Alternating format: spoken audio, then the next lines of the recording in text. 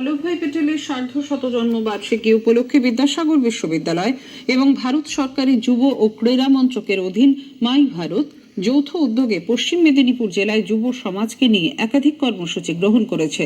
এদিন বিশ্ববিদ্যালয়ের উপাচার্য অধ্যাপক দীপক কুমার কর এবং মাই ভারতের পক্ষে জেলা যুব আধিকারিক সাথী রায় যৌথ সাংবাদিক বৈঠক করেন।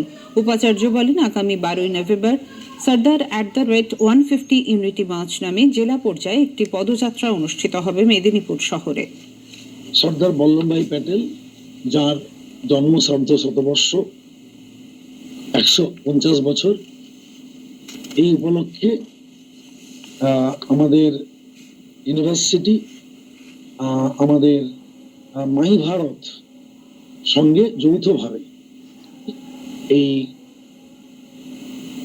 সন্ধিক্ষণকে সমাজের যুবদের কাছে, যুব সম্প্রদায়ের কাছে তুলে ধরার জন্য বিভিন্ন প্রোগ্রাম অর্গানাইজ করতে চলেছেন।